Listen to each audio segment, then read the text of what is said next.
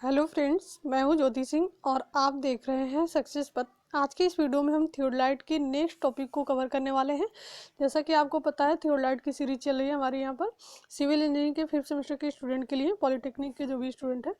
तो आज हम नेक्स्ट टॉपिक को यहाँ पर कवर करने वाले हैं। नेक्स्ट टॉपिक में हम देखेंगे कि एंगल हम कैसे मेजरमेंट करते हैं थियोडलाइट के द्वारा।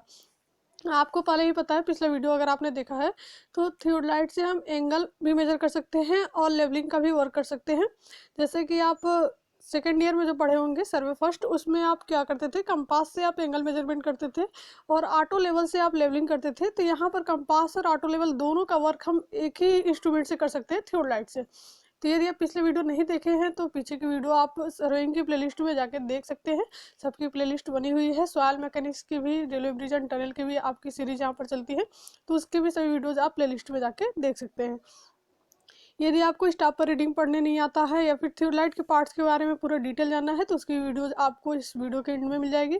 और आपको प्लेलिस्ट में भी, सर्वेइंग की प्लेलिस्ट में वो वीडियो मिल जाएगी, उसको भी आप देख लीजिए, जिससे कि आप लेबलिंग में आपको दिक्कत नहीं होगी अगर आप स्टाफ पर रीडिंग पढ़ना जानते हैं तो चलिए हम स्टार्ट करते हैं। आज हम देखेंगे कि थियोडलाइट के द्वारा हम जो एंगल होता है वो कैसे मेजर कर सकते हैं।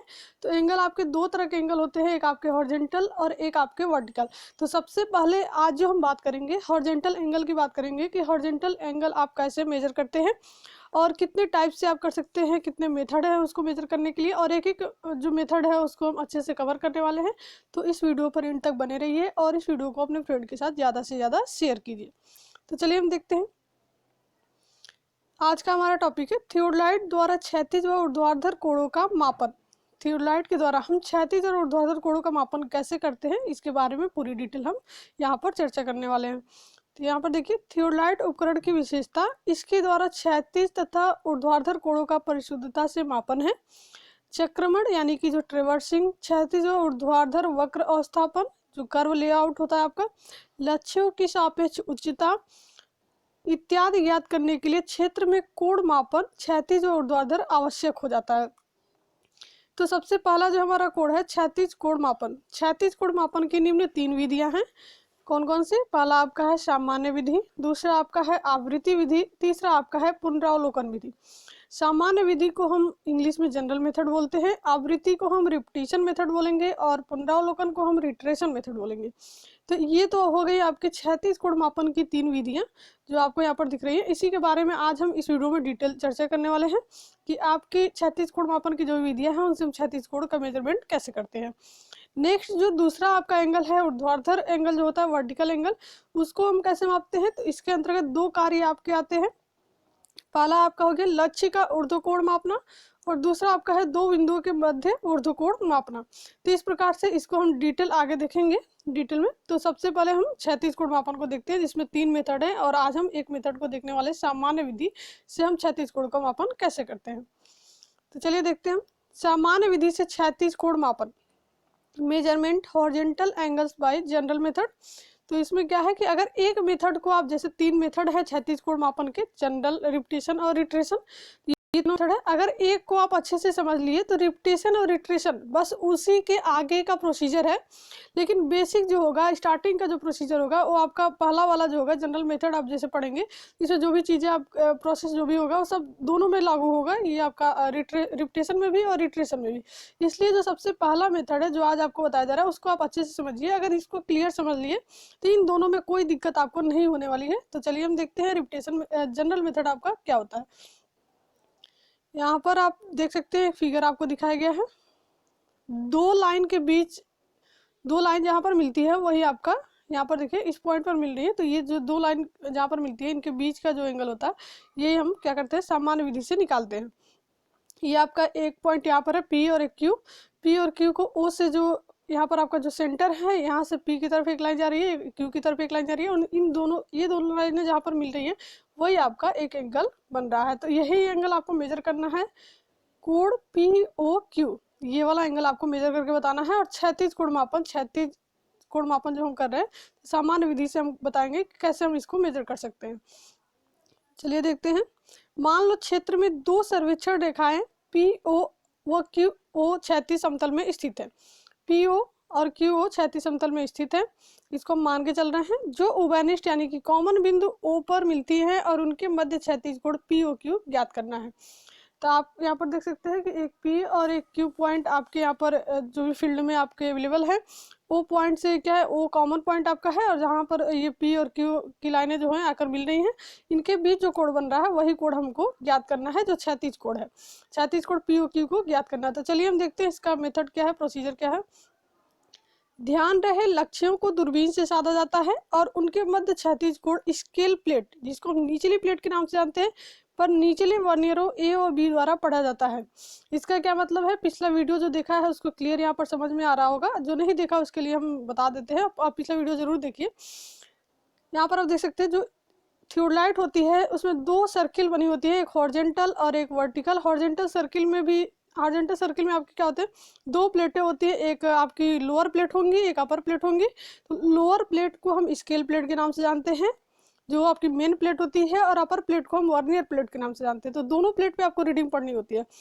रीडिंग कैसे पढ़ते हैं, पिछले वीडियो में आपको बताया गया थियोडलाइट पर रीडिंग पढ़ना, तो इसके जस्ट पीछे की वीडियो है उसमें आपको बताया गया है, तो उसको आप जरूर देखिए। तो यहाँ पर आप क्या करते हैं कि जो दो प्लेटें हैं, एक निचली प्लेट जिसको हम स्केल प्लेट बोलते हैं, उस पर आपको क्या होता है, निचले वर्नियर, जो आपकी हॉरिजॉन्टल सर्किल होती है उसमें जो दो वर्नियर लगे होते हैं उसको हम ए और बी के नाम से जानते हैं, और एक आपकी वर्टिकल सर्किल होती है उसमें भी दो वर्नियर लगे होते हैं, उसको हम सी और डी के नाम से जानते हैं।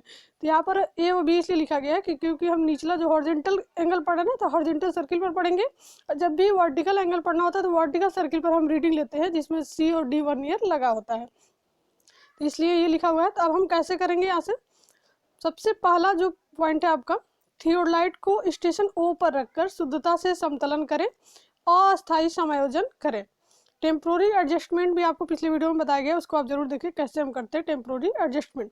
तो थियोडलाइट को सबसे पहले हम क्या करेंगे, ओ पॉइंट पर रखकर और इनका क्या करेंगे, लेवलिंग कर लेंगे। लेवलिंग हम फुट स्क्रू की मदद से कर लेते हैं, तो पॉइंट पर रख लिए। दूसरा पॉइंट हमको क्या करना है, दोनों प्लेटों यानी कि ऊपरी व निचली को ढीला करके इस प्रकार विपरीत घुमाएं कि वर्नियर ए जो ऊपरी प्लेट है का सूचक जो आपका तीर होता है स्केल प्लेट के शून्यांक यानी कि 360 डिग्री पर सेट हो जाए और दूरबीन की ऊर्ध्वाधर चक्रीय प्रेक्षक के बाईं ओर रहे।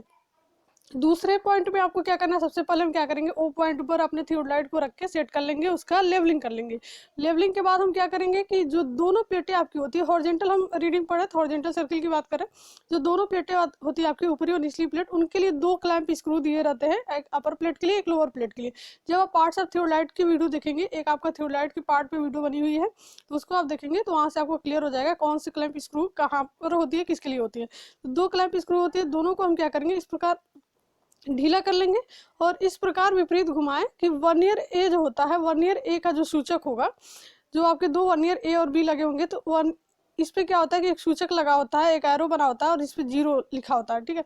तो वर्नियर का ये जीरो वाला जो एरो है, इसको हम क्या कहाँ पर सेट करना है, या तो 0 डिग्री पे या तो 360, क्योंकि जो इस पे रीडिंग बनी होती है 0 से 360 डिग्री तक बनी होती है, तो या 0 पे ही आपका 360 आ जाता है, ठीक है। 0 भी वही होता है, 360 भी वही होता है, जहाँ से स्टार्ट होता है वहीं से एंड होता है, ठीक है।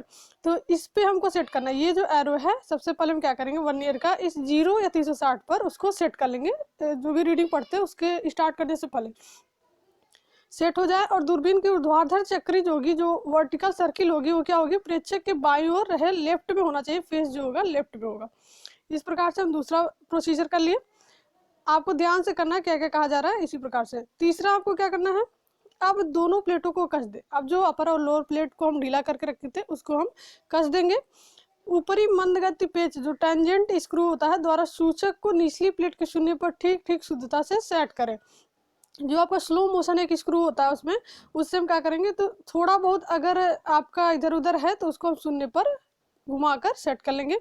वर्नियर बी को भी पढ़ लें। दोनों वर्नियरों के पाठ्यांकों में 180 डिग्री का अंतर होना चाहिए, क्योंकि दोनों वर्नियर व्यासाभिमुख स्थित है। यहाँ पर एक पॉइंट आपके लिए बहुत ही इंपॉर्टेंट है, जिसको आप जरूर नोट कर लीजिएगा या समझ लीजिए। यहाँ पर क्या होता है कि जो दो वर्नियर आपके हैं, ए और बी, या फिर सी और डी की बात कही जाए, ए और बी जो वर्नियर होते हैं, इनके जो जो एंगल हम पढ़ते हैं इस पे, जो भी आप रीडिंग पढ़ते हैं ए और बी पर, तो अगर ए पर रीडिंग आपकी 0 डिग्री आ रही है तो बी पर आपकी 180 डिग्री आएगी।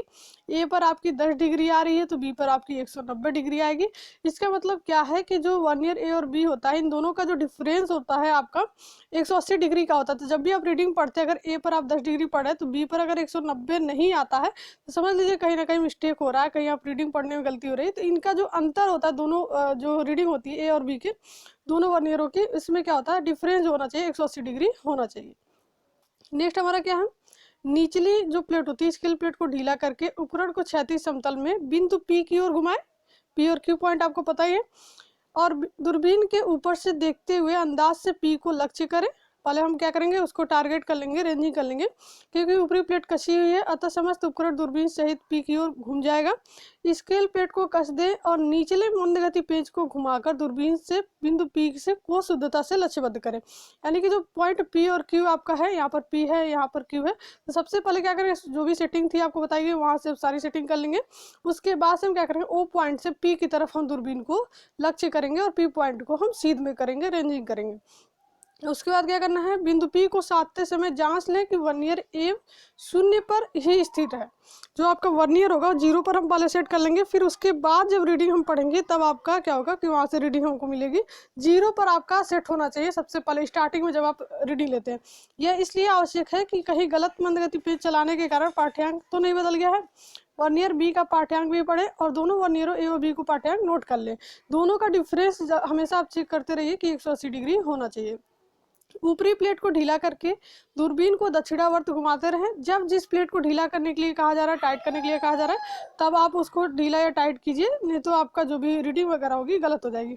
अब क्या करना है, ऊपरी प्लेट को ढीला करेंगे और दूरबीन को क्या करेंगे, दक्षिणावर्त घुमाएंगे क्लॉकवाइज में। इससे बिंदु क्यू पर साधे, ऊपरी प्लेट को कस दे और मंद गति पे चलाकर क्यू को शुद्धता से लक्ष्यबद्ध करें। अब क्या करें, पी को देखने के बाद हम क्या करेंगे, अब क्यू की तरफ हम देखेंगे, क्यू को देख लेंगे, लक्ष्यबद्ध कर लेंगे। इस क्रिया में निचली प्लेट के क्लैंप व मंद गति पेज को मत छुए। नेक्स्ट हमारा क्या है, दोनों वर्नियरों ए व बी को पढ़ ले। जब क्यू आपका सीध में हो जाए उसको रेंजिंग कर लेते हैं, तो आपको दोनों वर्नियर पर रीडिंग पढ़ लेंगे। वर्नियर ए पर पढ़ा गया पाठ्यांक जो शुरू में 0 पर सेट किया गया था, सीधे कोड पी ओ क्यू का मान बताए, क्योंकि जब पी पर हम देख रहे थे तो वहाँ पर हम 0 डिग्री पे सेट किए थे। अब हम क्यू पर जब देखेंगे तो कुछ आपकी रीडिंग वहाँ से चेंज होगी, तो क्या होगा, डायरेक्ट आपका कोड पी ओ क्यू का मान बताएगा। दोनों वर्नियरों के पाठ्यांकों का औसत आप ले लेंगे, कोड पी ओ क्यू का प्रथम पारी का मान हो जाएगा। एक बार में आप एक बार के लिए रीडिंग हो गई, जैसे यहाँ पर ओ पॉइंट था, यहाँ पर पी था, यहाँ पर क्यू था। सबसे पहले पूरी सेटिंग कर लिए, फिर हम यहाँ से इंस्ट्रूमेंट की जो दूरबीन होगी पी की तरफ यहाँ से लक्ष्य करेंगे इसको, और यहाँ पर आपकी रीडिंग जो होगी 0-0 होनी चाहिए। जो स्टार्टिंग है आपका यहाँ पर 0-0 होनी चाहिए। फिर जब घुमा के हम क्यू पर देखेंगे तो कुछ आपकी रीडिंग आएगी जो डायरेक्ट आपका कोड पी और क्यू का मान बताएगी।